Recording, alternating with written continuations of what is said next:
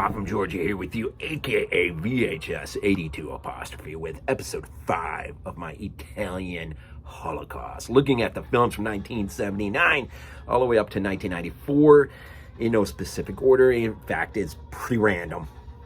But the only thing that is that will not change is, of course, utilizing Jim Harper's guide entitled Italian Horror that does exactly what I just said I'm doing, pretty much.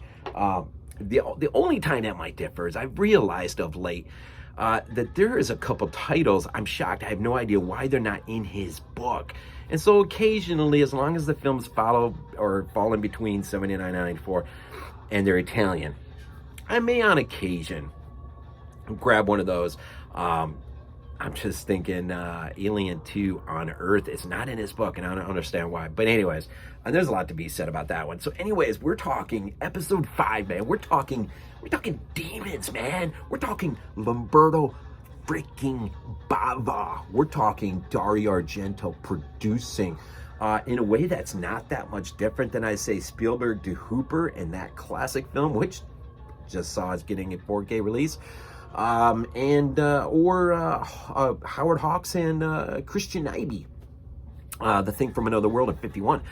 There's a relationship there between Argento and Bava that is, it's too bad it wasn't exploited or built up upon a little bit more. Having gone back and revisited this film twice this week, this film just blows my mind away. And I know as a kid going into the video store back in the old VHS rental days, this movie would have been one of those, you know, it would have been one of the few that would have rocked my world and did rock my world and exposed me to a type of cinema that, I mean, we were getting horror here in the US, but there was just something different about Italian horror of that moment. And, you know, whether it was Phenomena or AKA Creepers or, you know, the likes of Suspira, things like that. I mean, these films were just, I mean, you were going home on a weekend having, you know, a couple of these films, and you were just having your senses just rocked. This was no different, man. And this is pretty much the VHS cover work. It's a little bit different inside. Arrow put out a nice set, this one in part 2. Synopsis has gotten on board with a 4K release of this just recently over here, but you got to go all the way back to the VHS days when I think it was Star Maker who first put this out, and then eventually Anchor Bay put it out in their collector's editions. And so, I mean, it's seen some pretty good releases. And in fact, Arrow, I think, just put out a 4K version of it. And this is pretty good, man. This is pretty good. It's a little light on the extras. It's not as much as you would hope. And I know there's a little bit more on the synopsis from what I saw looking at Amazon, but Demons, Lamberto Bava, man, and Dario Argento and Dardano Sacchetti, man, writing. Those three might be the heart and soul of not only this project, but the one that would follow right after with part 2. There are other names attached to this, man. Claudio Simeoni, aka Goblin, brings the score, right? There's some heavy metal into this. We'll get into that. Let's see, Stavaletti is on the effects, which at times are just out of this world. It is a confined, claustrophobic, unrelenting piece of terror that is a film within a film that takes an audience, subjects them to the worst nightmare on screen, but then everything off screen is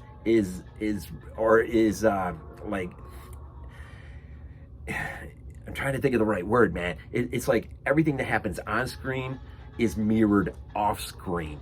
And so you have Michele Soavi here in this movie, who initially is in the movie, plays the man in black, who is handing out tickets to the Metropole to anyone and everyone who will just take a ticket.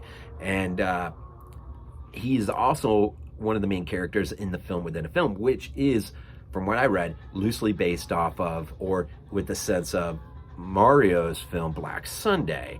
It's a pretty atmospheric little piece of work in of itself. I was reading that Fabio De Angelis He was one of the producers they initially went to with this idea. And he actually did not want in an original piece of work to be the film within a film. He actually wanted to use some of Fulci's films in order to save money. Thankfully, this ended up being what it had ended up being, and that is a collaboration between Bava and Argento and Sacchetti. And really, it is a moment when, I mean, this is a moment when anything and everything that could go right with Italian cinema in its heyday in the 80s and VHS glory, it went right. Sacchetti, man, is one of my favorite writers. Did, you know, so much to elevate Fulci as a director in terms of the horror that he brought with his Gates of Hell trilogy, right? It is just, you know, I was watching this and I forgot just how crazy some of these effects are. I forgot just how good the score is, you know, and I mean the score, I mean Claudio's work, but also the inclusion of heavy metal. I thought, you know, you got Saxon, you got Accept in here. Accept actually, Fast as a Shark. It's so good. And then I think it's the other one is Everybody's Up, are the two main heavy metal scores. And then you got some other rock groups. You got some. The Crew actually opens up the film within a film, and you got Billy Idol, you got Scorpions, you got. I can't think of them all, man. And for the most part, they're placed really well. But Claudio's score is, man, and you know, it's one of the things that Jim Harper says in his book is he finds, I think it's Accepts, Fast as a Shark. He finds what he's not a fan of heavy metal being used in a film, and we saw it in Phenomena. We saw it. I'm trying to think, Opera. Of course here, and I love it, man. It's the few things that came together for me as a kid that one draw me into heavy metal. For one, just hearing it for the first time on a movie and not even knowing really what I was listening to. In fact, I mean there is a few songs put on the score or put on the soundtrack that I wish really lighter toned songs. I really wish they would have got the rights to Metallica's Whiplash. I mean, I think that came out in '81. That would have been pretty fantastic. But anyways, here, a film within a film, Demons,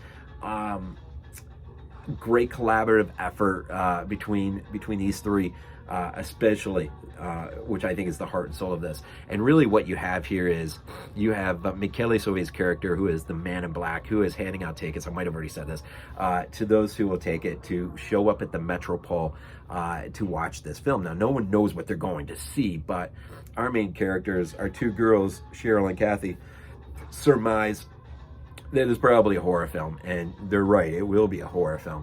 And it's drawing in all sorts of different kinds of people, the kind of people that you wouldn't usually see in one place at one time together. But these are people that just happen to run or cross paths with the man in black. And so they, you know, those who take him up on their offer or his offer, grab the ticket and they show up that night. You got Bobby Rhodes, is so fantastic. He plays a pimp with a couple girls with him. And it is actually Geretta who will be our first victim. When they're in the lobby of the cinema, there'll be one of the props is a motorcycle with sort of a knight sitting up on the motorcycle with a mask off to the side, right, hanging off the handlebar or whatever. She'll be fooling around, man, and she'll put the mask on and up on her face. Well, she ends up nicking herself. That will be the catalyst for just the mass demonic possession that is going to encompass this theater real fast, right? Once they're in the theater and they've taken their seats, it doesn't take long, man. The lights go off, the movie begins, and you are like just in this really atmospheric sort of gothic sort of old sort of, I don't know, it is what you got is a couple kids that are looking for a tomb that holds Nostradamus, and they're hoping to find it. What they find instead is they find his tomb, but what they find inside is a book and a mask that looks eerily similar to the one in the lobby in the cinema. And when Michele Soavi is the one in the movie within the movie who puts it on, who gets nicked on one side of his face, suddenly Geretta is sitting there, Rosemary, and she kind of puts her finger on. She realizes, wait a minute, this isn't good, man. And she just starts, that it's that internal thing where you just know something really bad is about to befall you. She gets up and heads to the restroom to check it out, and that's where the transformation will begin, and she will slowly turn into a demon. Her friend, I could have sworn, I have Ruth written down, could have sworn her name was Carmen. Maybe I'm wrong. Anyways, her friend eventually goes to find her and see what she's going on, and she will actually be the first victim attacked by Rosemary. And then the epidemic will just, it just explodes. I could have sworn her name is Carmen, her friend. I don't know why I wrote Ruth. But anyways, she's chased by Geretta, and eventually she makes her way around, and she finds herself in one of the great moments of the film. She finds herself behind the screen. And it just seems like the film on the screen and what's happening in this theater is sort of an interaction between one and another, and you never really know is it the theater, is it the film, like really what is going on here, who is really behind this thing. Is it the Man in Black? I mean, we're never really told. Pretty sure we're never really told. But she starts to go through her transformation. Eventually, at a right perfect spot, she'll rip through the screen, and then her transformation will take full effect to the horror of all those sitting in the seats. And man, from there, it is, I'm telling you, man, it is gore-soaked as any movie you're probably, short of the new film, The Sadness, that just came out. This is so stinking throwback, nostalgic. And it's all of its unrelenting quality. Let me just think of a few things. The blind man. There's a blind man and his guy, or this girl that's helping him. I'm not really sure of their relationship, but the blind man, who sort of has just a small role, although it's pretty creepy when he gets attacked. Initially, it was Argento and Bava's idea to have Vincent Price play this character, and the character was actually going to be much larger. And that, man, I'm telling you, I read that in issue number 52 in Fangoria on an article by on Demons that came out right between the film having its European success and it finding a distributor for home media here in the US. And so it was kind of at a perfect point where this article was written. But they talk about that, and the problem ends up being they never really say if he even had a chance to been offered the part, or to read the script. The script wasn't going to be translated quick enough in order for him to even seriously consider it. And so I don't know what kind of communication happened. All I kept thinking about is, man, Vincent freaking Price, had he been this role would have been enlarged a little bit with him. He's the kind of character, it makes you wonder, does he come over to par 2? What do they do with this character? And does this better the chance for a third part? And that's one of the things in revisiting this film, is I was finding myself more and more disheartened at just the idea that a third piece was never made. I love part 2, and eventually I'm going to get there. I'm going to get to part 2 on this series. But really, for the first time, I was really, I'm just like watching this going, how do you not cement a third piece? And I don't know what would have had to have had. I know the church, initially what started off to be a third piece ends up being Michele's film in the church. But it's just, I don't know, man. I'm trying to think. Claudio's, I mentioned his score. I mentioned Sacchetti, Stavaletti on the makeup is freaking great. Soavi was second unit or assistant director. And so, you're seeing the rise of Michele Soavi as well, and who he's working with. Another thing that came up was Mario, Mario Bava. I didn't realize that he had died on my birthday back in 1980. He missed maybe the first great moment of success for his son he missed it by 5 years, and that is really, really, really sad that he didn't get a chance, that that Lamberto didn't get a chance to enjoy that with him. But I didn't realize that he actually died on April the 25th, man. I'll probably think about that more often now that whenever it is I hit my birthday. Trying just looking at some of the notes. The film actually started off as a trilogy idea in the sense of an anthology, 3 pieces. Maybe unfortunately, it was. I think it was going to be modeled after Mario's Black Sunday, or not Black Sunday, Black Sabbath. It was going to be sort of modeled on that conceptually. And then I think it was the first piece, which involved the theater house, was so good that Dario felt like this has to be a film on its own merit. And so that sort of was the end of the anthology idea and became the first film of what we would see as 2 films from this.